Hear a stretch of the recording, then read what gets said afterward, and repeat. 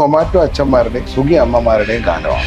Pepsi വാങ്ങിച്ച് feeding ബോട്ടിൽ ഒഴിച്ചു കൊടുക്കുന്ന അമ്മമാരെ ഞാൻ കണ്ടു. 1-2 വയസ്സൊക്കെ ആകുമ്പോഴേക്കും റോസ്റ്റഡ് ഒക്കെ കൊടുക്കുന്നത് ഞാൻ ഈ ഇടയ്ക്ക് കാണുന്നത് കുഞ്ഞുങ്ങൾക്കാണ്. അവര് ചെയ്യുന്നത് ക്രൈമാണ്. നിങ്ങൾ അത് സിംഗപ്പൂരിലോ ജപ്പാനിലോ ചെയ്താൽ നിങ്ങളെ ഗവൺമെന്റ് പിടിച്ചകത്തിടും. അമ്മമാരും അച്ഛന്മാരോടും പറയാനുള്ളത് മക്കളെ വിഷം കൊടുത്ത് കൊല്ലരുത്. പന്നിയെ പോലെ കഴിക്കരുത്, രാജാവിനെ പോലെ കഴിക്കണം. ഇംഗ്ലീഷുകാർ എഴുതി വെച്ചിട്ടുണ്ടല്ലോ, what you eat is what you are. നമ്മളെല്ലാം ഫുഡിയാണെന്ന് പറയുന്നു. അടിസ്ഥാനപരമായി എന്താണ് ഒരു ഫുഡ്? ഫുഡിനെ പറ്റി അറിഞ്ഞു കഴിക്കുന്നവൻ. നമ്മുടെ സംസ്കാരത്തിൽ നമുക്കൊരു ഷെഫ് എന്നുള്ള പരിവേഷത്തിനേക്കാൾ വലുതാണ് നളപാചകം എന്ന് പറയുന്നത്, അല്ലേ? ആ സംസ്കാരത്തിനെ ഉയർത്തിപ്പിടിച്ച് കൊണ്ടുപോവാം. ഇന്ത്യ എന്ന് പറയുന്നത് വേൾഡിൽ ഇത്രയും ഫുഡ് കൾച്ചർ ഉള്ള ഒരു രാജ്യം വേറെ എന്റെ അറിവിലില്ല. അത്രയും ഡൈവേഴ്സ് ആണ് നമ്മുടെ കൾച്ചർ. ഇന്ത്യൻ ഫുഡ് കൾച്ചറിനെ തന്നെ ഇന്ത്യൻ ടൂറിസത്തിൽ നമുക്ക് ഷോക്കേസ് ചെയ്താൽ ഫുഡ് ടൂറിസം എന്ന് പറയുന്നത് മാത്രം മതി ഇന്ത്യ അടുത്ത ലെവലിലേക്ക് ഗ്രേഡ് ചെയ്യാൻ. നമസ്തേ. ഭക്ഷണങ്ങൾ പവിത്രത കളയാതെ നമ്മളെ കഴിക്കാൻ പഠിപ്പിക്കുന്ന, നല്ല കിടക്കാച്ചി ഭക്ഷണങ്ങൾ ഉണ്ടാക്കി നമ്മളെ കൊതിപ്പിക്കുന്ന ഷെഫ് നളൻ ഷൈൻ ആണ് ഇന്ന് എനിക്കൊപ്പം ഉള്ളത്. നളൻ ചേട്ടാ നമസ്തേ. നമസ്തേ. നമസ്തേ.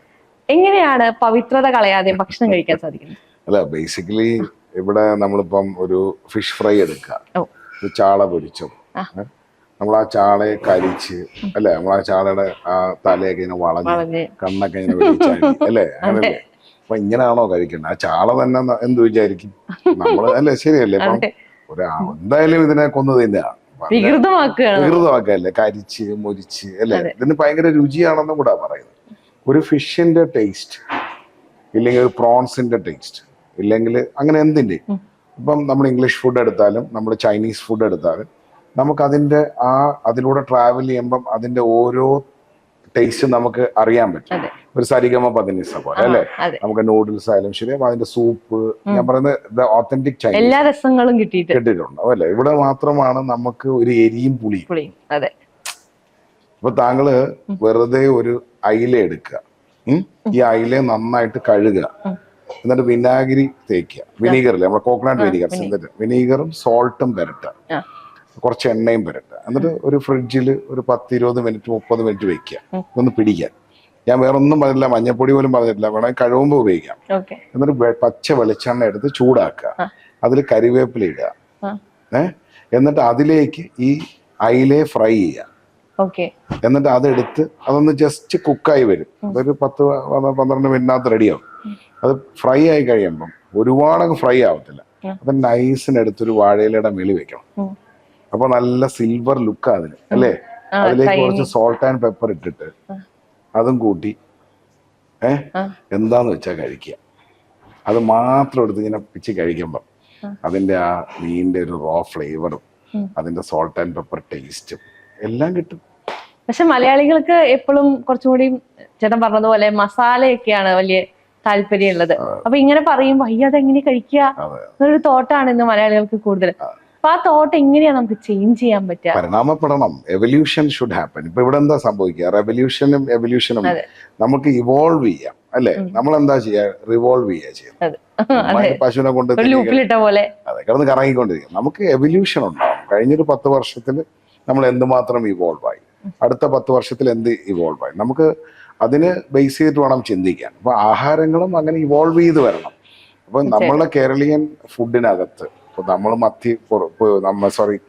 മത്തി പൊരിച്ചതെന്ന് പറയുന്നില്ലേ, നമ്മള് ചാള ഫ്രൈ അല്ലെങ്കിൽ അയില ഫ്രൈ എന്നാണ്. നമ്മൾ അങ്ങനെ കരിച്ച് മുരിച്ച് നശിപ്പിക്കാതിരിക്കുക. നമ്മൾ അതിന്റെ ഒരു ഓതന്റിസിറ്റി, നേരത്തെ പറഞ്ഞ അതിന്റെ പവിത്രത നിലനിർത്തും. തീർച്ചയായിട്ടും. ഇനി നമുക്ക് ചേട്ടനിലേക്ക് വരാം. നളൻ ഷൈൻ, ഈ നളൻ എന്നുള്ള പേര് എന്തുകൊണ്ടാണ് നളൻ എന്നുള്ള പേര് കൂടെ കൂട്ടാൻ കാരണം? ഭാരതീയ സംസ്കാരത്തില് നളനല്ലേ പാചകത്തിന്റെ രാജാവ്. അത് അന്നായാലും ഇന്നായാലും നളനായിക്കോട്ടെ എന്ന് വിചാരിച്ചു. അപ്പൊ ആ പേരിലൂടെ നമ്മുടെ സംസ്കാരത്തിൽ ഊന്നിക്കൊണ്ട് നമുക്ക് എങ്ങനെ ഭക്ഷണം കഴിക്കാം എന്നുള്ളതിനാണ് ഭാരതീയ സംസ്കാരം. നമ്മുടെ സംസ്കാരത്തിൽ നമുക്കൊരു ഷെഫ് എന്നുള്ള പരിവേഷത്തിനേക്കാൾ വലുതാണ് നളൻ എന്ന് പറയുന്ന നളപാചകം എന്ന് പറയുന്നത്, അല്ലേ? അപ്പൊ അത് ഇനിയുള്ള ആൾക്കാരാണെങ്കിലും അത് ഏറ്റെടുത്ത് ആ സംസ്കാരത്തിനെ ഉയർത്തിപ്പിടിച്ച് കൊണ്ടുപോവാം. പിന്നെ അതിൽ നിന്നും എവല്യൂഷൻസ് ഉണ്ടാവട്ടെ. അപ്പൊ അതുകൊണ്ടാണ് ആ പേരിനോടൊരു പ്രണയം. പിന്നെ അങ്ങോട്ട് വായിച്ചാലും ഇങ്ങോട്ട് വായിച്ചാലും നമ്മുടെ സ്വഭാവം മാറാറില്ല. തീർച്ചയായിട്ടും. അതുപോലെ ബ്രാൻഡ് ഇപ്പോ ഡൈൻ ലൈക്ക് എ കിങ്, അതാണ് ഒരു ഹാഷ്ടാഗ് പോലെ അല്ലെങ്കിൽ ഒരു ചേട്ടന്റെ ഒരു ടാഗ് ലൈൻ എന്ന് പറയുന്നത് ഡൈൻ ലൈക്ക് കിങ് എന്ന് പറയുന്നതാണ്. രാജാവിനെ പോലെ ഭക്ഷണം കഴിക്കണം. അങ്ങനെ പറഞ്ഞു കഴിഞ്ഞാൽ ഒരുപാട് വിഭവങ്ങൾ കൂട്ടി ലക്ഷറിയസ് ആയി ഭക്ഷണം കഴിക്കണം എന്നാണോ, അതോ ഒരുപാട് എന്താ പറയാ പ്രോട്ടീൻസോ അല്ലെങ്കിൽ ഒരുപാട് ന്യൂട്രീഷ്യസ് ആയി ഫുഡ് കഴിക്കണം എന്നാണോ? വളരെ സിമ്പിൾ ആയിട്ട് പറഞ്ഞാൽ പന്നിയെ പോലെ കഴിക്കരുത്, രാജാവിനെ പോലെ കഴിക്കണം. ക്ലിയർ ആയി? കിട്ടുന്നത് എന്തും കഴിക്കരുത്. നമ്മൾ എന്ത് കിട്ടിയാലും നമ്മൾ പിക്ക് ചെയ്ത് ഒരു രാജാവിനെ പോലെ കഴിക്കുക, ഒരു പോർക്കിനെ പോലെ ആവരുത്. ഞാൻ കഴിഞ്ഞ ഒരു ഇന്റർവ്യൂവിൽ പറഞ്ഞത്, നമ്മളൊരു ഗാർഡൻ ആയിരിക്കണം, ഒരു ബ്യൂട്ടിഫുൾ ഗാർഡൻ അല്ലെ. ഒരു ഗാർഡൻ എങ്ങനെ ആയിരിക്കും നമ്മൾ വെട്ടിയൊക്കെ അല്ലെ, ഫ്ലവേഴ്സ് മെയിൻറ്റെയിൻ ചെയ്യുന്നത്. അതുപോലെ ആയിരിക്കണം ഓരോ മനുഷ്യൻ. ദൈവം നമ്മളിൽ കുടിയിരിക്കുന്നു എന്നാ പറയുന്നത്. അപ്പൊ നമ്മളിൽ കുടിയിരിക്കുന്ന ദൈവം നമ്മളെ ഒരു ഗാർഡൻ പോലെ കാണണം. ഞാൻ പറഞ്ഞ മനസ്സിലായി. അപ്പൊ ഇതിനകത്ത് ഈ സംസ്കാരമാണ് വിഷയം. കാരണം നമ്മളുടെ സംസ്കാരത്തിനകത്ത് നമ്മളുടെ ആഹാര ചൈതന്യം എന്ന് പറഞ്ഞാൽ ഭയങ്കര ഹെൽത്ത് ബെനിഫിറ്റ്സ് ഉള്ളതാണ്. ഇതിനെല്ലാം അടിച്ചമർത്തിയിട്ടുള്ളൊരു തോട്ട് പ്രോസസ്സിലാണ് പോകുന്നത്. അത് മാറ്റിയെടുക്കുക. ഇപ്പൊ നമ്മൾ പറയാറുണ്ട്, നമ്മൾ കഴിക്കുന്ന ഭക്ഷണം നമ്മളെ സ്വഭാവത്തിൽ റിഫ്ലക്ട് ചെയ്യും എന്ന് പറയാറുണ്ട്. ചേട്ടൻ അതിനോട് എഗ്രി ചെയ്യുന്നുണ്ടോ? ഇംഗ്ലീഷുകാർ എഴുതി വെച്ചിട്ടുണ്ടല്ലോ, what you eat is what you are അല്ലേ. നമ്മളിപ്പം പച്ചയിറച്ചി കൊടുക്കുന്ന ഒരു ഡോഗ് ആയാലും വേവിച്ചിറച്ചി കൊടുക്കുന്ന ഒരു ഡോഗിനും രണ്ട് ക്യാരക്ടർ ആവും എന്നാ പറയുന്നത്. വാട്ട് യു ഈറ്റ് ഇസ് നമ്മുടെ ഗട്ടാണ് ബേസിക്കലി. അപ്പം നമ്മളെ ഗട്ട്സ് ബേസ് ചെയ്തിട്ട് ഇപ്പം ഇന്ന് ഞാൻ ഈ പ്രോഗ്രാമിനെ ബേസ് ചെയ്തിട്ട് ഞാൻ ശില്പടുത്ത് സംസാരിക്കുമ്പോൾ, ഇന്ത്യ എന്ന് പറയുന്നത് വേൾഡില് ഇത്രയും ഫുഡ് കൾച്ചർ ഉള്ള ഒരു രാജ്യം വേറെ എന്റെ അറിവിലില്ല. അത്രയും ഡൈവേഴ്സ് ആണ് നമ്മുടെ കൾച്ചർ അല്ലേ. നമുക്കിപ്പോ ഏകദേശം 28 അതെ ഇതുണ്ടെന്നാ പറയുന്നത് അല്ലെ. ഓക്കെ, അതിനകത്ത് ഇപ്പൊ തർക്കിക്കുന്നില്ല. അത് ഏതായാലും മനസ്സിലായില്ല. ഇപ്പൊ ഇതിനകത്ത് വിഷയം നമുക്ക് 28 ആയാലും 29 ആയാലും നമ്മുടെ അണ്ടർസ്റ്റാൻഡിങ്ങില് ഓരോ സ്റ്റേറ്റിനും ഒരു ഫുഡ് കൾച്ചർ ഉണ്ട് അല്ലെ. അപ്പൊ ഈ ഫുഡ് കൾച്ചറിനകത്ത് ഇന്ന് നമുക്ക് നഷ്ടപ്പെട്ടു പോവാതെ എൻഹാൻസ് ചെയ്ത് സെലിബ്രേറ്റ് ചെയ്യാൻ പറ്റുന്ന എല്ലാ കാര്യങ്ങളും നമ്മുടെ ഫുഡ് കൾച്ചറിലുണ്ട്. നമ്മൾ എന്നിട്ടും ചൈനീസും അറബിക്കും തായിയുടെ ഒക്കെ പിറകെ ഓടുകയാണ്. നമ്മളുടെ ഇന്ത്യൻ ഫുഡ് കൾച്ചറിനെ തന്നെ ഇന്ത്യൻ ടൂറിസത്തില് നമുക്ക് ഷോക്കേസ് ചെയ്താൽ, ഫുഡ് ടൂറിസം എന്ന് പറയുന്നത് മാത്രം മതി ഇന്ത്യ അടുത്ത ലെവലിലേക്ക് ഗ്രേഡ് ചെയ്യാം. അപ്പം ഇത് ബേസ് ചെയ്തിട്ട് നമുക്കിപ്പം 365 ദിവസവും ഫുഡ് ടൂറിസം ചെയ്യാൻ പറ്റും. നമ്മളെല്ലാം ഫുഡി ആണെന്ന് പറയുന്നു. അടിസ്ഥാനപരമായി എന്താണ് ഒരു ഫുഡി പറയാം? എല്ലാ ഭക്ഷണങ്ങളും കഴിച്ച് അത് എൻജോയ് ചെയ്യുന്ന ഒരാളാണ് സ്വയം ഫുഡി എന്ന് വിശേഷിപ്പിക്കുന്നത്. നമ്മള് ഫുഡിനെ പറ്റി അറിഞ്ഞു കഴിക്കുന്നവൻ. പക്ഷെ ഇന്ന് എത്ര പേര് അങ്ങനെ ചെയ്യുന്നുണ്ട്? അതെ, വലിച്ചുവാരി തിന്ന് കുറെ ബ്ലോഗ് കണ്ട് അവിടെ പോയി അത് കഴിച്ച് ആൾക്കാരെ ബോധ്യപ്പെടുത്തി കഴിക്കുന്നതിലല്ലോ. നമ്മളിപ്പോ ഒരു പഴംപൊരി എടുത്ത് കഴിക്കുകയാണ്, അത് അതിനകത്ത് ആ വെളിച്ചെണ്ണയുടെ ഫ്ലേവർ കിട്ടണം, ശരിയല്ലേ? അപ്പൊ അത് അത്രയും മനോഹരമായിരിക്കണം. ആ പഴംപൊരിയുടെ ഒരു പഴുത്തിരിക്കുന്നതിന്റെ ഒരു ടെക്സ്ചർ, ഒരുപാട് പഴുക്കാനും പാടില്ല, ഒരുപാട് പച്ചയും പാടില്ല അല്ലെ. എന്നാൽ അതിനകത്ത് ഈ എണീക്ക് രതീഷ് എന്ന് പറയാത്ത രീതിയിൽ കുറച്ച് അരിപ്പൊടിയൊക്കെ ആഡ് ചെയ്ത് കറക്റ്റ് ടെക്സ്ചറിൽ ഇരുന്ന് അത് കഴിക്കുമ്പോൾ കിട്ടുന്ന അല്ലെ ഒരു മുരുമുരുപ്പ് മുകളിൽ കാണും, അകത്ത് ചെറിയൊരു പഴുത്തതിന്റെ ടെക്സ്ചർ, അതിന്റെ കൂടെ ഒരു അടിച്ച ചായയും കൂടെ കുടിച്ചാൽ കിട്ടുന്ന ഒരു ഉന്മേഷം, ഒരു ഫീല്, അത് ഒരു ഉള്ളിവടയ്ക്കും തരാൻ പറ്റില്ല. ഞാൻ എൻ്റെ ഒരു ഇന്റർവ്യൂ പറഞ്ഞു, ഈ പഴംപൊരി തന്നെ നമ്മളൊരു വാഴയില വാങ്ങിച്ചിട്ട് ഒരു വാഴയിലക്കകത്ത് കുറച്ചു നേരം പൊതിഞ്ഞു വെക്കണം, എന്നിട്ട് അത് അൺറാപ്പ് ചെയ്യണം. അപ്പൊ ആ ചൂട് വാഴയിലയുടെ ഒരു മണവും ആ പഴംപൊരിയുടെ വെളിച്ചെണ്ണയും ആ ചായ എല്ലാം കൂടെ പോകുമ്പോൾ നമ്മളെ സെൽസ് എല്ലാം ഭയങ്കര ഹാപ്പി ആവുന്നാവും. പണ്ട് നമ്മൾ ചായക്കടയിലൊക്കെ പോയിട്ട് വീട്ടിലേക്ക് പഴംപൊരിയൊക്കെ വാങ്ങിക്കൊണ്ട് വരുമ്പോ ആ ഇല തുറക്കുമ്പോ ഉണ്ടാവുന്ന ഒരു സ്മെല്ല് തന്നെ ഭയങ്കര ഭീകരമായിരുന്നു അല്ലെ. ഇത് അറിയാവുന്നവർക്ക് അറിയാവൂ. ഇന്നിപ്പം കുട്ടികള് ബേസിക്കലി എന്താ ചെയ്യാ, അവര് പ്ലാസ്റ്റിക്കിലും. അതെ, ഇപ്പൊ നമ്മള് ടിഷ്യൂ, നമ്മൾ ഒരു കടയിൽ പോയിട്ട് നമുക്കൊരു പഴംപൊരി വേണം എന്ന് പറഞ്ഞു കഴിഞ്ഞാൽ ടിഷ്യൂല് റാപ്പ് ചെയ്തിട്ടാണ് തരാ. പണ്ട് വാഴയിലായിരുന്നു. വേറൊരു വലിയ പ്രതിസന്ധി എന്ന് പറയുന്നത്, ഇന്നിപ്പം പല തട്ടുകടകളില് അവര് ഈ ന്യൂസ് പേപ്പർ ഇങ്ങനെ കട്ട് ചെയ്ത് കിട്ടി. അപ്പൊ ഞാൻ നോക്കാൻ നേരത്തെ എൻ്റെ ഒരു സുഹൃത്ത് ഒരു പരിപ്പോടെ കൊണ്ട് എടുത്തിട്ട് ആ ന്യൂസ് പേപ്പറിൽ 2 ഞെവിടല എണ്ണ കളയാൻ. അതെ, ഞാൻ പറഞ്ഞാ നീ ആ എണ്ണ കഴിക്കുന്നതാണ് ആ ന്യൂസ് പേപ്പറിലെ. കാരണം അടിസ്ഥാനപരമായി സിസ്റ്റർ ആലോചിച്ചു, ഇപ്പൊ ആലോചിച്ച് നോക്കിയാ ഈ ന്യൂസ് പേപ്പർ ആദ്യം കൊണ്ടുവന്ന് എറിയുന്നത് ഗേറ്റില്ല, നമ്മളെ ഡോഗിനെ തുറന്നു വിട്ടേക്കുന്നിടത്ത്. ഈ ഡോഗ് മുള്ളാത്ത സ്ഥലമായിട്ട് മിക്കവാറും ഒന്നും കാണത്തില്ല അല്ലേ. ആ ന്യൂസ് പേപ്പർ എടുത്താണ് ഉമ്മർത്തിരുന്ന് നമ്മൾ വായിക്കുന്നത്, ശരിയല്ലേ? ഇതാണ് പിന്നെ തീൻമേശയിൽ വെക്കുന്നത്. ഇതാണ് നമ്മളുടെ അമ്മയോ അമ്മൂമ്മയോ കെട്ടുകെട്ടായിട്ട് സ്റ്റെയർ കേസിന്റെ അടിയിൽ വെക്കും ഇല്ലേ? ഈ സ്റ്റെയർ കേസിന്റെ അടിയിൽ നിന്ന് ഒരുത്തം അത് തൂക്കി വാങ്ങിച്ചുകൊണ്ട് പോകും. ഇത് കട്ട് ചെയ്ത് നമുക്ക് തിന്നാൻ പരിപ്പോടെയും എത്തിക്കാം. ഈ തിന്നുന്നവനൊരു മിനിമം കോമൺ സെൻസ് വേണ്ടേ? ഉറപ്പായിട്ടും. നമുക്ക് കടക്കാരനെ കുറ്റം പറയാൻ പറ്റൂ? നമുക്കൊരു കോമൺ സെൻസ് വേണം, നമുക്ക് തിരിച്ചറിവുകൾ ഉണ്ടാവണം. അതല്ലാണ്ട് നമ്മൾ ഈ ലോകം മൊത്തം നന്നാക്കാൻ ഇറങ്ങിയാൽ അത് നടക്കുന്ന കാര്യമല്ല. ഇപ്പൊ നമ്മൾ വെറൈറ്റി ഓഫ് ഫുഡിനെ കുറിച്ച് പറഞ്ഞു. ഇപ്പൊ നമ്മൾ കേരളം തന്നെ എടുത്തു നോക്കി കഴിഞ്ഞാൽ ഒരുപാട് വെറൈറ്റി ഓഫ് ഫുഡ് നമുക്ക് കേരളത്തിൽ തന്നെയുണ്ട്. പക്ഷെ നമ്മളിപ്പോ ഒരു ഹോട്ടലിൽ പോകുക, പൊതുവെ നമ്മൾ ട്രോളായിട്ട് പറയും, ഫുൾ മെനു വായിച്ചു നോക്കി നമ്മൾ പറയും 2 ബിരിയാണി. അത് മലയാളികളുടെ ഒരു ശീലമാണ്. അല്ലെങ്കിൽ പൊറോട്ടയും ബീഫും മലയാളികൾക്ക് ഒരുമാതിരി സിഗ്നിഫിക്കന്റ് ആണ്. ഇത് രണ്ടിൽ കൂടുതലായിട്ട് എനിക്ക് അനുഭവം ഉണ്ട്. കാരണം എന്റെ മെനുവിനകത്ത് വാഴക്കൂമ്പ് ഫിഷ് ബിരിയാണി, കരിക്കിൽ ബിരിയാണി കാണാം. അപ്പം ആൾക്കാർ എന്തുണ്ട് ഷെഫ്, വെറൈറ്റി ആയിട്ട് എന്തുണ്ട്, സൂപ്പറായിട്ട് എന്തുണ്ട്? അപ്പൊ മെനു കൊടുക്കും, വാഴക്കൂമ്പ് ബിരിയാണി. അതെങ്ങനെ? പൊറോട്ട ഉണ്ടോ, ചിക്കൻ റോസ്റ്റ് ഉണ്ടോ, വാങ്ങിച്ച് കഴിച്ചിട്ടാണ് അത്. എന്നിട്ട് പറയേ വലിയ ഡിഫറൻസ് ഒന്നും തോന്നില്ല. ഈ ചിക്കൻ റോസ്റ്റിനകത്ത് മാന്ത്രികത കാണിക്കാൻ ഞാനെന്തോ മുതുകാടും. എടാ, നിന്റെ അടുത്ത് ഞാൻ അപ്പുറത്ത് വാഴക്കൂമ്പ് ഫിഷ് ബിരിയാണി ഉണ്ടെന്ന് പറഞ്ഞു, ഫിഷ് ദമാക്ക ഉണ്ടെന്ന് പറഞ്ഞു, കാന്താരിയിൽ പൊള്ളിച്ച ചിക്കൻ ഉണ്ടെന്ന് പറഞ്ഞു. ഇതൊക്കെ ട്രൈ ചെയ്താലല്ലേ വെറൈറ്റി ആവത്തോളൂ. നമ്മളെ നാട്ടിലെ ആൾക്കാർക്ക് ഒന്ന് ഒരു സ്റ്റീരിയോ ടൈപ്പ് ഫീൽ ചെയ്യും. ഈ പുതുമ ഞാൻ നേരത്തെ പറഞ്ഞ കണക്ക് ഇവർക്ക് ട്രൈ ചെയ്യുന്നതിന് മുമ്പേ ഒരു പ്രിജുഡിസ്ഡ് ഫീലിംഗ് ആണ്. ഇപ്പൊ നമ്മളിത് പറയുമ്പോ ഇപ്പൊ എള്ളുണ്ട ഭയങ്കര വിവാദമായ കാര്യം. എന്തോ ഷെഫ്, എന്തോ എള്ളെന്തുവാ, കുറച്ച് ശർക്കരപ്പൊടി ഇടൂ, പിന്നെ എന്നെ പറ്റി എന്തോ വെളിച്ചെണ്ണ ഒരു ഒഴിക്കൂ, തേങ്ങാപ്പാൽ ഒരു ഒഴിക്കൂ. ഞാൻ ഒറ്റ കാര്യം, നിന്റെയൊക്കെ വീട്ടിൽ ചോദിച്ചാൽ മതി, അമ്മമാരൊക്കെ ഈ തേങ്ങാപ്പാലും വെളിച്ചെണ്ണയും കരിവേപ്പിലയും കൂട്ടി തന്നെ എല്ലാത്തിനെയും വളർത്തിയേക്കുന്നത് അല്ലേ? പിന്നെ എന്തിനാ നിങ്ങൾക്കൊക്കെ ഈ പുച്ഛം അല്ലേ? ഇതിപ്പോ ഷെഫ് എപ്പോഴും ഈ കഞ്ഞിയെ കുറിച്ച് ഒരുപാട് സംസാരിച്ചു കേട്ടിട്ടുണ്ട്. അപ്പൊ നമ്മള് കഞ്ഞിയും പയറും എന്ന് പറഞ്ഞു കഴിഞ്ഞാൽ ബുദ്ധിമുട്ട്. പക്ഷെ പോറിഡ്ജ് കഴിക്കാൻ പോയാലോ എന്ന് ചോദിച്ചു കഴിഞ്ഞാൽ പോറിഡ്ജ് കഴിക്കാം. പക്ഷെ അത് കഞ്ഞിയാണ്. സ്റ്റീംഡ് റൈസും ബോയിൽഡ് വെജിറ്റബിൾസും കഴിക്കാൻ നമ്മൾ ഓക്കെയാണ്, അത് ലക്ഷറിയാണ്. പക്ഷെ ചോറും സാമ്പാറും കഴിക്കാൻ അത്രത്തോളം ഫാൻസ് ഇല്ല. അത് നമ്മുടെ ചിന്താഗതിയുടെ പ്രശ്നമല്ലേ? ഞാൻ നേരത്തെ പറഞ്ഞില്ലേ ശില്പ, ഇതിനകത്ത് തിരിച്ചറിവുകളാണ് പ്രധാനം. ഇപ്പം കഞ്ഞി ഒരു കുറവാണ്. ഇപ്പൊ പറയും ജാതി ചോദിക്കരുത് പറയരുതെന്നാണ് പറയുന്നത്, ശരിയല്ലേ? അങ്ങനെയാണ് ഇവിടെ NSS ഇല്ലെ, ഈഴവ സമുദായം അല്ലെ, ഇങ്ങനെയുള്ള സഭകളെ പിരിച്ചുവിടണം അല്ലേ? ഇപ്പൊ എന്നെ സംബന്ധിച്ച എന്റെ ഒരു കാഴ്ചപ്പാടാണ് പറയാം. ഇപ്പൊ ഇതിനകത്ത് ഈഴവ സമുദായമുണ്ട്, പുലയർ സമുദായമുണ്ട്. ഇതെല്ലാം നല്ല ബ്യൂട്ടിഫുൾ സമുദായങ്ങളായിട്ട് കണ്ടു നോക്കി. ഇപ്പൊ ഏറ്റവും നല്ല പാട്ടുകൾ വരുന്നത്, ഏറ്റവും നല്ല സ്കിൽഡ് ആൾക്കാർ ഉള്ളത് ഈ പറയുന്ന സമുദായങ്ങളിലാണ്. തെങ്ങ് ചെത്തുകാരനായാലും ഈ തോറ്റം പാട്ടുകൾ പാടുന്ന ആൾക്കാരായാലും നാടൻ പാട്ടുകൾ വരുന്നത് പോലും ഈ സമുദായത്തിൽ നിന്നാണ്.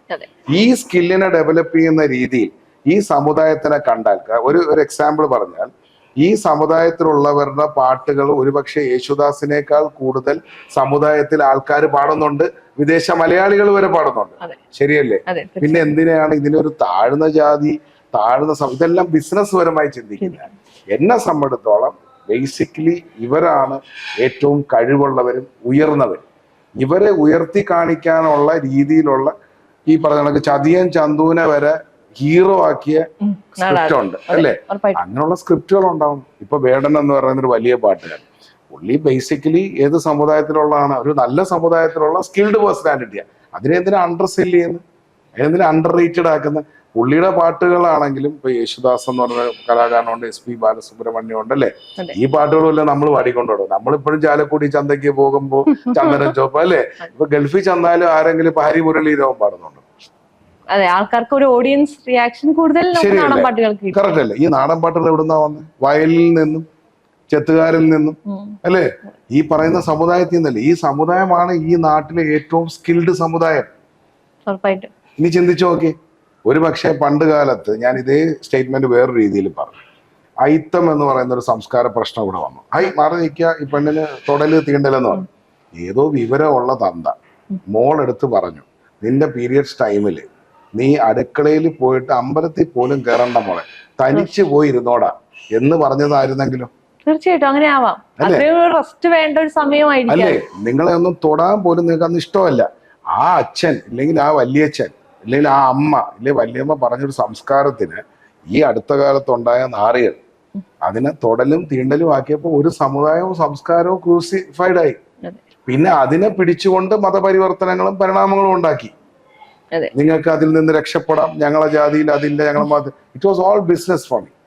എന്നെ സംബന്ധിച്ചിടത്തോളം ഭാരതീയ സംസ്കാരം എന്ന് പറയുന്നത്, ഞാൻ ഒരു ജാതിയോ മതത്തിനെയോ അല്ല, ഭാരതീയ സംസ്കാരം എന്ന് പറയുന്നത് സപ്തസ്വരങ്ങൾ പോലെ വളരെ ബ്യൂട്ടിഫുൾ ആണ്.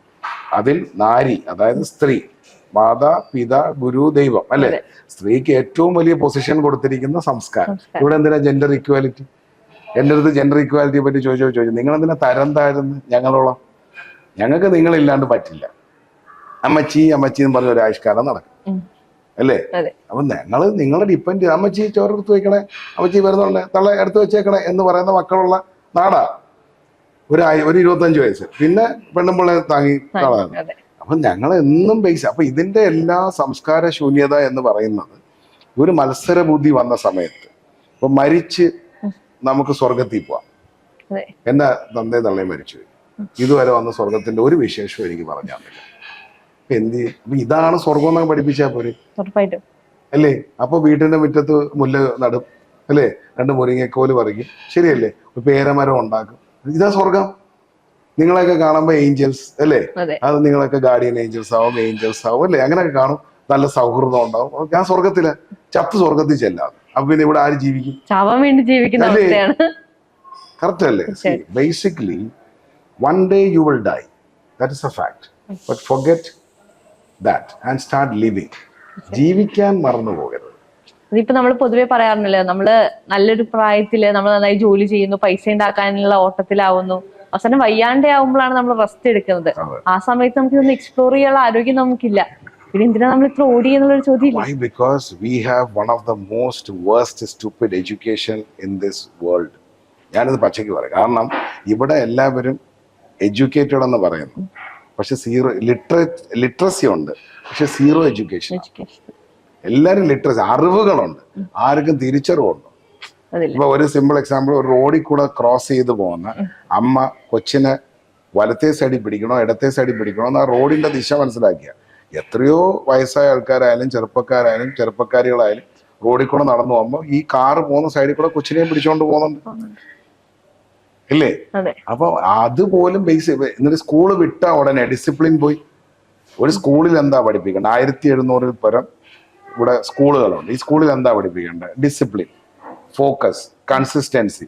ചൈനയിലും ജപ്പാനിലും ഒക്കെ ചെന്നാൽ അതാണ് ആദ്യത്തെ എഡ്യൂക്കേഷൻ. അത് ബേസിക്കലി ഫുഡിൽ നിന്നാ തുടങ്ങണം. ഒരാൾക്ക് അയാളുടെ പ്ലേറ്റ് വൃത്തിയായിട്ട് ഹാൻഡിൽ ചെയ്യാൻ അറിയാമെങ്കിൽ അയാളുടെ ക്യാരക്ടർ ആ പ്ലേറ്റിലുണ്ടാവും. അതിന് ശ്രദ്ധിച്ചു നോക്കിയാൽ. തീർച്ചയായിട്ടും. ഇപ്പൊ ഈ വൃത്തിയുടെ കാര്യം പറയുമ്പോഴാണ്, നമ്മൾ പണ്ടൊക്കെ ഭക്ഷണം കഴിച്ചു കഴിഞ്ഞാൽ നമ്മൾ കയ്യില് നക്കുന്ന ഒരു സ്വന്തം, നമ്മൾ കുറച്ച് കാരണവന്മാരൊക്കെ എടുത്ത് നോക്കിക്കഴിഞ്ഞാൽ ഇപ്പൊ ഒരുപാട് പേര് അത് ഡിസ്കസ്റ്റിംഗ് എന്ന് പറഞ്ഞ് നമ്മളതിനെ മാറ്റി നിർത്താറുണ്ട്. പക്ഷെ അങ്ങനെ ചെയ്തിരുന്നതിന് പിന്നിൽ എന്തെങ്കിലും ഒരു സയന്റിഫിക്കാലിറ്റി ഉണ്ടായിട്ടുണ്ടായിരിക്കും? ബേസിക്കലി അതല്ലേ. ഇപ്പൊ ഞാനൊരു സംശയം ചോദിക്കട്ടെ. ഇപ്പൊ ഞാൻ ഇവിടെ ഇരുന്നുകൊണ്ട് നല്ല പുളിയും മുളകും മീൻകറിയുടെ കഥയും നല്ല കുത്തിരി ചോണ്ട കഥയും, താങ്കൾ ഇവിടുത്തെ പ്രധാനമന്ത്രിയാണെന്ന് കരുതുക, താങ്കളുടെ വായിക്കൂടെ വെള്ളം വരുന്നില്ല? വരും. പക്ഷെ ഞാൻ ഒരു സായിപ്പ് ജോർജ് ബുഷിന്റെ അടുത്തിരുന്ന് ഇത് പറഞ്ഞ അയാൾക്ക് വെള്ളം വരുമോ? ഇല്ല. അപ്പൊ നമ്മളെ ജെനറ്റിക്സ്, നമ്മളിൽ ഉള്ള 70 മില്യൺ സെൽസിൽ കൂടുതലുള്ള ജെനറ്റിക്സ്, നമ്മൾ തനിച്ചല്ല, നമ്മളെ സെൽസിന് ഇതെല്ലാം കേൾക്കുമ്പോൾ ഒരു വികാരം ഉണ്ടാവുകയാണ്. അപ്പൊ ആ സെൽസ് പറയുന്ന കഴിക്ക് കൊണ്ടുപോവാ, എനിക്കത് വേണം എന്നുള്ള ഉത്തരവാണ് ആ കിട്ടുന്നത്. ഞാൻ പറഞ്ഞു മനസ്സിലായി. അപ്പൊ നമ്മൾ കൈ നക്കി കഴിക്കുക, നമ്മൾ ആ ഫുഡ് എൻജോയ് ചെയ്ത് കഴിക്കുക എന്നുള്ളത് ഒരു സാറ്റിസ്ഫാക്ഷൻ ആണ്. നമ്മളെ ബ്രെയിനിന്റെ ഒരു സാറ്റിസ്ഫാക്ഷൻ ആണ്, സംതൃപ്തി.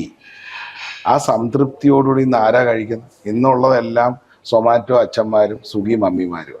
എന്ത് ചെയ്യാൻ പറ്റും, അല്ലേ? മോനെ എന്താ സ്വിഗ്ഗിയിൽ ഓർഡർ ചെയ്യൂ, അച്ഛൻ ഞാൻ പറഞ്ഞത് ഇവിടെ സൊമാറ്റോ അച്ഛന്മാരുടെയും സ്വിഗ്ഗി അമ്മമാരുടെയും കാലമാണ്. അത് വീട്ടിലെ പ്ലേറ്റ് എന്ന് നഷ്ടപ്പെട്ടോ, വീട്ടിലെ നിങ്ങളെല്ലാവരും ബേസിക്കലി ഹോസ്പിറ്റൽ ബീങ്സ് ആയി മാറി. ഈ ഫുഡ് പ്ലേറ്റ് ആണ് എല്ലാം ഹാൻഡിൽ ചെയ്യുന്നത്. ഹോസ്പിറ്റലിനെ കുറ്റം പറഞ്ഞിട്ട് കാര്യമില്ല. വീട്ടിലെ ഫുഡ് എന്ന് നഷ്ടപ്പെടും. വീട്ടിലെ ഫുഡ് തന്നെ ഇൻഗ്രീഡിയൻസ് ഭയങ്കര ഇമ്പോർട്ടന്റ്. പണ്ട് വല്യമ്മച്ചി ഉണ്ടായിരുന്നു, വല്യപ്പന്മാരുണ്ടായിരുന്നു, അല്ലെ? അവരെല്ലാം അരി കഴുകി ഉണക്കി പൊടിക്കും, അല്ലെ? കുറച്ചേ ഉള്ളെങ്കിൽ കുറച്ച് മുളക് കഴുകി ഉണക്കി. എന്നിട്ട് പറയൂ, എന്റെ മുത്തശ്ശി ഒരു മീൻകറി വെക്കും, ചന്ദനം പോലിരിക്കും, എന്ത് കൺസിസ്റ്റൻസി ആണെന്നറിയാമോ? അതങ്ങോട്ട് ചോറിനകത്ത്, ആ മീൻകറിക്കകത്ത് ഇങ്ങനെ ചോറ് മുക്കി എടുക്കുമ്പോഴത്തേക്ക് പകുതി വെള്ളയും പകുതി ആ മീൻകറിയുടെ കളറുമാണ്. അത് ഞാൻ അടുത്തോട്ട് കൊണ്ടുവരുമ്പോ അതിനകത്ത് ആ ഉലുവയുടെയും പുളിയുടെയും മണവും അടിക്കത്തില്ലേ? അതെ. ആ ടേസ്റ്റ് ഇപ്പൊ കിട്ടുന്നില്ല. നിങ്ങൾ ഏത് പൊടിയാ ഉപയോഗിക്കുന്നത്? എല്ലാം വാങ്ങുന്നതിലേക്ക്, അല്ലെങ്കിൽ അത് ഉണക്കി പൊടിക്കാൻ അവർക്ക് സമയമില്ല എന്നുള്ളതാണ്. അഡൾട്രേഷൻ ആയിപ്പോയി ബേസിക്കലി. ഇപ്പം ഇവിടുത്തെ ആൾക്കാരെ ഇപ്പൊ ഞാൻ എങ്ങനാണോ എൻ്റെ സമുദായത്തെ കാണുന്നത്, ഇപ്പൊ എന്തുകൊണ്ടാണ് ഞാൻ ശില്പ വരുമ്പോ നല്ല ഉണക്ക തേങ്ങ എടുത്ത് വറുത്തരച്ച് വൃത്തിയിലുണ്ടാക്കി തരും. നേരെ മറിച്ച് ശില്പ വരുമ്പോ ഏതെങ്കിലും ഒരു ബംഗാളിയെ കൊണ്ട് എന്തെങ്കിലും ഉണ്ടാക്കി കൊടുത്തിട്ട് പറഞ്ഞു വിട്ടണേ. ശില്പയുടെ അടുത്തുള്ള എൻ്റെ ബഹുമാനമാണ്. ഇപ്പൊ ഞാൻ ഹോങ്കോങ്ങിൽ ചെല്ലുമ്പം, ഇല്ലെ ഞാൻ സിംഗപ്പൂരിൽ ചെല്ലുമ്പോൾ, ഇല്ലെ ലണ്ടനിൽ ചെല്ലുമ്പം, welcome sir, please come, what you like to have sir, can I open the bottle? അപ്പൊ ഞാൻ വിചാരിക്കും കൊള്ളാലോ, ഞാനൊരു സംഭവമാണ് ഇവിടെ, എന്താണ് അവിടെ അവിടെ കൊടുത്തരേ പെട്ടതാണ്. ഈ ഒരു എന്താ വിഷയം, നമുക്ക് കിട്ടേണ്ട ഒരു റെസ്പെക്റ്റ് ഉണ്ട്. റെസ്പെക്ട് ഉണ്ട് അല്ലേ? ആ റെസ്പെക്ട് നമുക്ക് ആദ്യം കിട്ടേണ്ടത് നമ്മുടെ സമുദായം, നമ്മുടെ ഗവൺമെന്റ്. ഇപ്പൊ പല വെടിയിലുള്ള ഓഫീസുകളിൽ പോയാലും എല്ലാം സൊഫിസ്റ്റിക്കേറ്റഡ് ആണ്. ഇവിടെ അതങ്ങനല്ല. അപ്പൊ നമ്മൾക്ക് അതിനുവേണ്ടി ട്രൈ ചെയ്യാം. ഇപ്പം നമുക്ക് അതിനുവേണ്ടി ട്രൈ ചെയ്തല്ലേ പറ്റും. നമ്മളൊരു മാറ്റമുണ്ട്. അപ്പൊ അതിഥി ദേവോ ഭവ വേറെ എവിടെ പറയുന്ന?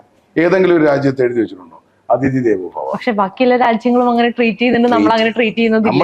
നമ്മളിൽ നിന്നാണ് ഇതെല്ലാം പോയിരിക്കുന്നത്.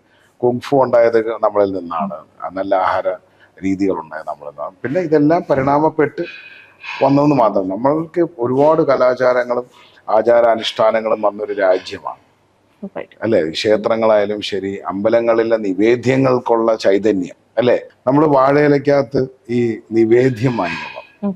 അങ്ങനെ എത്ര അമ്പലങ്ങളുണ്ട്.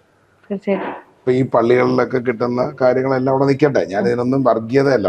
പക്ഷെ അമ്പലത്തിൽ നിന്ന് കിട്ടുന്ന ആ പായസം അങ്ങോട്ട് തുറന്നിട്ട്, അല്ലെ പഞ്ചാമൃതം അങ്ങോട്ട് തുറന്നിട്ട്, അത് ലേശം എടുത്ത് നാക്കിലോട്ട് വെക്കുമ്പോ കിട്ടുന്ന ഒരു സന്തോഷം അല്ലേ? ഈ പഞ്ചാമൃതമൊക്കെ അത്രയും ഹെൽത്തി ആണ് എന്നുള്ളത് കൂടിയല്ലേ? ഞാനൊരു കാര്യം ചോദിച്ചോട്ടെ, എന്താണ് ഹെൽത്തി? അമിതമായ അമൃതം വിഷം. അതെ. എന്തും അളന്ന് ഉപ്പ് കൊള്ളാം, 1 കിലോ തിന്നാൻ പറ്റൂ. ഇല്ല. അതേപോലെയാണ് പഞ്ചസാര. നമ്മളുടെ വിഷയം എന്ന് പറയുന്നത്, നമ്മൾ ഈ അൺഹെൽത്തി, നമുക്ക് മധുരം കഴിക്കണം, നമ്മൾ എരിവ് കഴിക്കണം, നമ്മൾ പുളി, പക്ഷേ സരിഗമ പതിനിസ പോലെ കഴിക്കണം, മിതമായി കഴിക്കണം. ഒരു 40 വയസ്സ് കഴിഞ്ഞാൽ പിന്നെ കഴിക്കാനല്ല, രുചിക്കാനാണ് ജീവിക്കേണ്ടത് അല്ലേ? എല്ലാം ഒന്ന് ആലോചിക്കുക, എല്ലാം കൂടെ കൊള്ളാം കൊള്ളാം, താങ്ക് യു. 40 ഒരു 30-35 വയസ്സ് വരെ കഴിച്ചോ, അതിനുശേഷം രുചിക്കാൻ. പിന്നെ നമ്മൾ ക്ലാസിഫൈഡ് ആവണം. ഏതാ ഈ മുന്തിരിങ്ങ? ഇതേത് രാജ്യത്തിന്റെ? സീഡ്ലെസ് ആണോ, കൊള്ളാവോ, അടിപൊളിയാണോ? ഓക്കെ, അങ്ങനെ നമ്മൾ ക്ലിനിക്കൽ ആവണം. ഈ പഴം നാടൻ പഴമാണോ? Because you have become. ഇപ്പൊ നമ്മളൊരു ഗ്രാജുവലി സിസ്റ്റർ പോയിട്ട്, ശില്പ പോയിട്ട് ഒരു കാറ് വാങ്ങിക്കണമെന്ന് കരുതുക.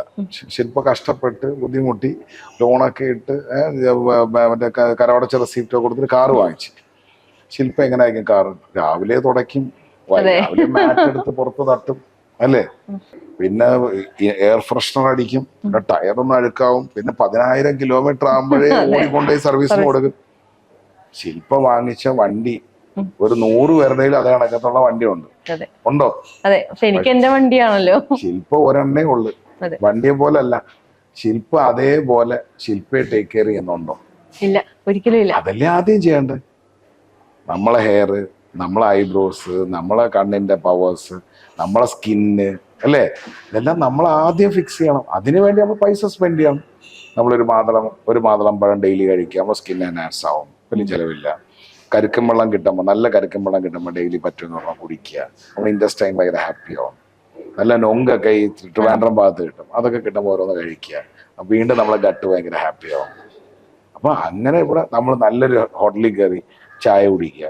കാരണം വഴിയിൽ ഏത് വെള്ളമാണ്, ഏത് പാലാണെന്ന് നമുക്കറിയില്ല. ഇന്നൊരു തട്ടുകട കൾച്ചർ ഉണ്ട്. നമുക്ക് തട്ടുകടകളെ തെറ്റ് പറയല്ല ഞാൻ, പക്ഷെ നമുക്ക് എല്ലാതും ഇപ്പൊ എല്ലാവരും പറയും വലിയ ഹോട്ടലിൽ പ്രിഫർ ചെയ്യുന്നതിനേക്കാൾ കൂടുതൽ ഇന്ന് സ്ട്രീറ്റിലുള്ള ഭക്ഷണങ്ങളാണ് നമ്മൾ പ്രിഫർ ചെയ്യുന്നത്. പക്ഷെ അവിടെ ഒരു ഹൈജീനിന്റെ പ്രശ്നം വരുന്നില്ല. നമുക്ക് അറിയില്ല ഇത് എങ്ങനെ ഉണ്ടാക്കുന്നതാണ്, അല്ലെങ്കിൽ ഇതിന് ഇൻഗ്രീഡിയൻസ്, അല്ലെങ്കിൽ ഓപ്പൺ ആയിട്ടുള്ള കിച്ചണുകളാണ്. അപ്പൊ എത്രത്തോളം ഡസ്റ്റ് ഉണ്ടായിരിക്കും, അങ്ങനെ കുറെ ചിന്തകളുണ്ട് അതിന്റെ. പക്ഷെ ഓക്കെ, അവരെ സപ്പോർട്ട് ചെയ്യണം, അതിനൊക്കെ ആവശ്യമുണ്ട്. പക്ഷെ എത്രത്തോളം ഇത് നമ്മൾ കഴിക്കാൻ പാടും? തിരിച്ചറിവുകളാണ്. ഞാനൊരു നോൺ വെജിറ്റേറിയൻ ആണ് ശില്പ, പക്ഷെ ഞാൻ നാട്ടിലെ പട്ടിയിറച്ചി തിന്നില്ല. You understood what I said? I'm a non-vegetarian. I eat meat. പക്ഷെ എനിക്കറിയാം ഞാൻ പട്ടിയിറച്ചി തിന്നില്ല. പക്ഷെ ചൈനക്കാർ കഴിക്കുന്നുണ്ടാവാം. എനിക്കറിയാം ഞാൻ വേസ്റ്റ് തിന്നില്ല. Because I'm not a pork, I'm not a pig. So dying like a king. So you have to understand, you are a queen of your life.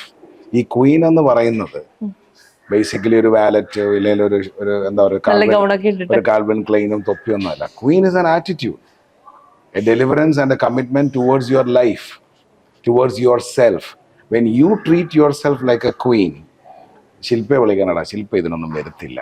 People have graded you, people have put a star on you. ശില്പയ്ക്ക് ഒരു ഇപ്പോൾ for example ഇവിടുന്ന് ഒരു ചോക്ലേറ്റും ഉണ്ട്, അത് കൊടുത്തിട്ട് കാര്യമില്ല. ആ കൊച്ച് ബെൽജിയം ചോക്ലേറ്റ്സ് ഒക്കെ കഴിക്കും. അപ്പോൾ ബർത്ത്ഡേക്ക് you will people will greet you. You got my point. ഇപ്പൊ എന്നെ ആരും വിളിച്ചിട്ട് നമുക്ക് ഇവിടുന്ന് മയണൈസും മന്തിയും തിന്നാൻ പറഞ്ഞു, nobody calls me. You got my point. നമ്മൾ നമ്മുടെ സ്റ്റാൻഡേർഡ് ഫിക്സ് ചെയ്യണം. You have to fix your standard. അപ്പം നമുക്കറിയാം ഈ കടയിലെ ചിലപ്പം ചേട്ടൻ വിറകടുപ്പിലാണ് ചെയ്യുന്നത്, അയാൾ കഴിക്കണം. സോ അവിടെ പോയി നമ്മൾ കഴിക്കും. ചിലപ്പോൾ അത് താജിലോ ഇല്ലെങ്കിൽ അങ്ങനെയുള്ള സ്റ്റാർ ഹോട്ടൽസിലോ കിട്ടിയെന്ന് വരില്ല കിട്ടുന്നത്. കാരണം ആ ചേട്ടൻ വെളുപ്പാങ്കാലത്ത്, ഇപ്പൊ എനിക്ക് അങ്ങനെ അറിയാവുന്ന, ഞാൻ എടുത്തു പറയാൻ ആഗ്രഹിക്കുന്ന ഒരു കടയാണ് വഴിയോര കട. ഞാൻ എടുത്തു പറയും, എനിക്ക് അതിനുവേണ്ടി യാതൊരു മടിയില്ല. മഹേഷിനെ ഞാൻ അബദ്ധത്തിൽ പരിചയപ്പെട്ടാണ്. മഹേഷിന്റെ കമ്മിറ്റ്മെന്റ് ആ കടയിൽ കാണാനുണ്ട്. കഴിഞ്ഞ ദിവസവും ഞാൻ വരുമ്പോൾ ആ കടയിൽ കയറി ഭക്ഷണം കഴിച്ചിട്ടാണ് വന്നത്. എനിക്കത് പറയേണ്ട ആവശ്യമുണ്ട്? എനിക്കൊരു കട പ്രൊമോട്ട് ചെയ്യേണ്ട ആവശ്യമുണ്ട്? ഇല്ല. വഴിയോര കട ഞാൻ സത്യം പറഞ്ഞ, എന്നിട്ട് എന്റെ ഷെഫിനോട് ഞാൻ പറഞ്ഞു, മട്ടൺ കഴിച്ചിട്ട് കൈ സോപ്പിട്ട് കഴുകാതെ ഇറങ്ങിയ ഒരു കടയാണ് നിങ്ങളുടെ ഈ വഴിയോര കട. അപ്പൊ അവരെയൊക്കെ നമ്മൾ സല്യൂട്ട് ചെയ്യണം, അവരെയൊക്കെ നമ്മൾ സപ്പോർട്ട് ചെയ്യണം. അതിന് പ്രൊമോഷൻ എന്നല്ല പറയണ്ടേ. ഇപ്പൊ ഞാൻ നാഷണൽ ടൂറിസം ബേസ് ചെയ്ത് ഇങ്ങനൊരു പ്രോഗ്രാം കൊണ്ടുവന്നപ്പോൾ പലരും എൻ്റെ അടുത്ത് ചോദിച്ചു പ്രൊമോഷൻ ചെയ്യേണ്ടത്. ഞാൻ പറഞ്ഞ്, ഇങ്ങനൊരു ഫുഡ് കൾച്ചർ കൊണ്ടുവന്നാൽ നിങ്ങളുടെ കുട്ടികളും നാളെ ഇതനുസരിച്ച്, ഇപ്പം ബൺ മസ്ക എന്ന് പറഞ്ഞ സാധനം അറിയും, ആൾക്കാരെല്ലാം അതിന്റെ പിറകെ ഓടി. ഞാനിത് ആകെ കണ്ടിട്ടുള്ളത് ഈ ബസ് പോകുന്ന സമയത്ത് ഈ ഡോഗ് പിറകെ പിടിക്കും, ഇല്ലേ കാറ് പോകുന്ന സമയത്ത്. എന്തിനാണെന്ന് ഡോഗിനും അറിയില്ല, കാറിനും അറിയില്ല. അങ്ങനെ ജീവിച്ചിട്ട് കാര്യമുണ്ടോ? നമുക്കൊരു ക്വാളിറ്റി ഫിക്സ് ഉണ്ടാവണം. നമ്മൾ കഴിക്കുമ്പം നമുക്ക് നല്ല ശുദ്ധമായ തേൻ കിട്ടണം. അപ്പോൾ നമ്മളെ അന്വേഷിച്ചത് വരും. What you seek is also seeking you. നിങ്ങൾ എന്ത് അന്വേഷിക്കുന്നു അത് നിങ്ങളെ അന്വേഷിക്കാറുണ്ട്. ഇപ്പൊ എന്റെ കുക്കിംഗ് ബേസ് ചെയ്തിട്ട് എല്ലാവരും ചോദിക്കും, ഇത്രയും കാന്താരി ഷെഫിന് എവിടെ നിന്ന് കിട്ടണം അല്ലേ? എനിക്ക്, കാരണം ഞാൻ അന്വേഷിക്കുന്നതാണ് എന്നെ അന്വേഷിക്കുന്നു. നാടൻ കോഴിയെ കരിച്ച് കൂടെ പറിച്ച് കട്ട് ചെയ്ത് കറി വയ്ക്കുമ്പോൾ പലരും പറയുന്ന ടേസ്റ്റ് ഇല്ലാന്ന്. അല്ല, എല്ലാണെന്ന്, കൂടുതൽ എല്ലാണ്. നല്ല ഫുഡ് കിടത്തി വയ്ക്കണം. അവൻ നല്ല വറുത്തരച്ച മസാലയിൽ നല്ല നാടൻ കോഴി, ആ നാടൻ കോഴിയുടെ നെയ്യ് ഇങ്ങനെ തെളിഞ്ഞു വരും. അതും കൂട്ടി കഴിക്കുന്ന ഒരു സന്തോഷം. ഇച്ചിരി പരിപ്പുകറിയും ചോറും കൂടെ ഉണ്ടെങ്കിൽ എൻ്റെ മോനെ വേറെ ഒന്നും വേണ്ട. അറിയാവുന്ന ചോദിച്ചാൽ അല്ലേ? ഉറപ്പായിട്ടും. നമ്മളിപ്പോ ഈ ഫുഡിനെ നമുക്ക് അതിനൊരു ഒതന്റിക് ടേസ്റ്റ് എല്ലാ ഫുഡിനും ഉണ്ടെന്ന് പറയാം. പക്ഷെ ഇന്ന് എല്ലാ ഫുഡിനും ഒരു സിമിലർ ടേസ്റ്റിലേക്ക് മാറുന്നുണ്ട്. പിന്നെ നമ്മൾ ഇന്നത്തെ കുട്ടികളെ അവർക്കിപ്പോ നമ്മള് ചോറ് കൊടുക്കുക. 6 മാസത്തിലാണ് കുഞ്ഞുങ്ങൾക്ക് ചോറ് കൊടുക്കുന്നത്. അത് കഴിഞ്ഞൊരു 1 വയസ്സാകുമ്പോഴേക്കും അല്ലെങ്കിൽ 1-2 വയസ്സൊക്കെ ആകുമ്പോഴേക്കും നമ്മൾ മെല്ലെ ഫുഡ് കൊടുത്തു തുടങ്ങും. അപ്പൊ വയമ്പിലും ഇതിലൊക്കെയാണ് കുഞ്ഞുങ്ങൾക്ക് ഭക്ഷണം കൊടുത്തു തുടങ്ങും. പിന്നെ ഒരു ഘട്ടം കഴിഞ്ഞ് നമ്മൾ ചിക്കൻ കൊടുക്കാൻ തുടങ്ങും. അവിടെയും നമ്മൾ കുറച്ച് ബ്രോസ്റ്റഡ് ഒക്കെ കൊടുക്കുന്നത് ഞാൻ ഈ ഇടയ്ക്ക് കാണേണ്ടത് കുഞ്ഞുങ്ങൾക്കാണ്. അപ്പൊ ആ ഒരു നമ്മുടെ ടേസ്റ്റ് ബഡ്സ് രൂപീകരിക്കപ്പെടുന്ന ഒരു ടൈമില് നമ്മൾ ഇങ്ങനത്തെ ഫുഡ് കൊടുക്കുമ്പോൾ ആ ഒരു ടേസ്റ്റ് അങ്ങനെ മാറാൻ സാധിക്കും. പെപ്സി വാങ്ങിച്ച് ഫീഡിംഗ് ബോട്ടിൽ ഒഴിച്ചു കൊടുക്കുന്ന അമ്മമാരെ ഞാൻ കണ്ടിട്ടുണ്ട്. സ്ട്രോബെറി ജ്യൂസ് വാങ്ങിച്ച് ഈ ഫുള്ളി കൊടുക്കുന്നുണ്ട്. അവര് ചെയ്യുന്നത് ക്രൈമാണ്. നിങ്ങളത് സിംഗപ്പൂരിലോ ജപ്പാനിലോ ചെയ്താൽ നിങ്ങളെ ഗവൺമെന്റ് പിടിച്ച് അകത്തിടും. ഇവിടെ ഇറങ്ങുന്ന ഫിസി ഡ്രിങ്കിന് സിംഗപ്പൂർ ഇറങ്ങുന്ന ഫിസി ഡ്രിങ്കിനെക്കാട്ടി 15% ഷുഗർ കൂടുതലാണ്. ഞാൻ വീണ്ടും ചോദിച്ചല്ലോ, നിങ്ങൾ ഏത് കാറ്റഗറിയിൽ പെടുന്നു എന്നുള്ളതാണ്. ഞാൻ പോർക്ക് കാറ്റഗറിയിൽ പെടുന്ന ഒരാളല്ല, അത് എനിക്ക് വ്യക്തമായി അറിയാം. അതുകൊണ്ട് ഞാൻ ഇതൊന്നും കുടിക്കാറില്ല. പിന്നെ അമ്മമാരും അച്ഛന്മാരോടും പറയാനുള്ളത്, മക്കളെ വിഷം കൊടുത്ത് കൊല്ലരുത്. നിങ്ങൾ റെയിൽവേ സ്റ്റേഷനിൽ ചെന്നേക്കും, ഒരു 10 പാക്കറ്റിൽ ഇത് വാങ്ങിക്കും, 3 എണ്ണം നിങ്ങളും തിന്നും, 3 എണ്ണം അതിന് കുറച്ച് പിന്നെ പറയും കൊച്ചിന് കുട്ടികളുണ്ടാവുന്നില്ല, പെങ്കൊച്ച് വയസ്സ് നേരത്തെ അറിയിച്ചു, ചെറുക്കന് ഇമ്പോർട്ടൻസി ആയി. നിങ്ങൾ കൊടുത്ത് വളർത്തിയതാ. ഒരു പ്രോഡക്റ്റ് നന്നായില്ലെങ്കിൽ ആരെങ്കിലും പ്രോഡക്റ്റിനെ ചീത്ത വിളിക്കൂ? ഉണ്ടാക്കിയുള്ള പ്രശ്നം. അല്ലേ? അതെ. It's not about the product, it's about the bloody manufacture. ഈ പാരന്റിങ് ആണ് പ്രശ്നം. ഇന്നത്തെ പാരന്റിങ്ങിൽ സൊമാറ്റോ അങ്കിളുമാരും സ്വിഗ്ഗി മാമിമാരും നിർത്തിയില്ലെങ്കിൽ കുട്ടികൾ സഫർ ചെയ്യും. പിന്നെ എൻ്റെ അടുത്ത ചോദ്യം, ഇത്രയും കഷ്ടപ്പെട്ട് ഈ ചൂട് ലൈറ്റിലൊക്കെ ഇരുന്ന് ഇന്റർവ്യൂ ചെയ്ത് കാര്യങ്ങളൊക്കെ പോയി ശമ്പളം വാങ്ങിക്കുന്നു. അടിസ്ഥാനപരമായി ഈ ഹോട്ടലിൽ കുക്ക് ചെയ്ത് തരുന്ന വ്യക്തിത്വങ്ങൾ പല്ല് തേക്കുന്നതും കുളിക്കുന്നതും വർഗത്തിൽപ്പെടുന്നവരാണോ എന്ന് ഇടയ്ക്കൊന്ന് അന്വേഷിച്ചിട്ടുണ്ടോ? ഇല്ല. അന്വേഷിക്കണം അല്ലേ? ശരിയാണ്. നമുക്ക് ചില ഹോട്ടലിൽ പോകുമ്പോൾ നമുക്ക് ഫുഡ് കൊണ്ടുവന്ന് തരുന്ന അവരെയാണല്ലോ നമ്മൾ പുറത്തേക്ക് കാണുന്നത്. ഞാൻ അങ്ങനെ പ്രത്യേകിച്ച് പറയുന്നില്ല, നമ്മളൊന്ന് അന്വേഷിക്കണം. ഇതിന് പിന്നാമ്പുറത്ത് ഇപ്പൊ ചൈനീസ് ഫുഡ് അടിച്ചു തരുന്നു. MSc പഠിച്ചിറങ്ങിയ ഇല്ലെങ്കിൽ ഫോർ എക്സാമ്പിൾ ഹോട്ടൽ മാനേജ്മെന്റ് കിടന്ന ചൈനീസ് ഷെഫ് മിസ്റ്റർ ഒന്നും അല്ലല്ലോ അടിച്ചു തരുന്നത്. ആരായിരിക്കും എന്നറിയാം. പിന്നെ ഷവർമ കിട്ടണ ഷവർമ ചൈഡോ എന്ന് തരുന്നത് അതും എന്താണെന്ന് നമുക്കറിയാമല്ലോ. ഇതൊക്കെ വാങ്ങിച്ച് കഴിക്കുന്ന നമ്മളെയല്ലേ കുറ്റം പറയണ്ടേ? തീർച്ചയായിട്ടും അല്ലേ? ഇത് ഷബായ് ചായ അൽഫാം ചായ എന്ന് പറയും. അപ്പൊ അതിനകത്ത് സോസിന്റെ കൂടെ അവൻ എന്തും കൂടെ ആഡ് ചെയ്യുന്നത് നമുക്കറിയാം ഇല്ലേ? ഈ പൈസയൊക്കെ കൊടുത്ത് അച്ഛനും അമ്മയും വിദ്യാസമ്പന്നരാക്കി ഇല്ലേ?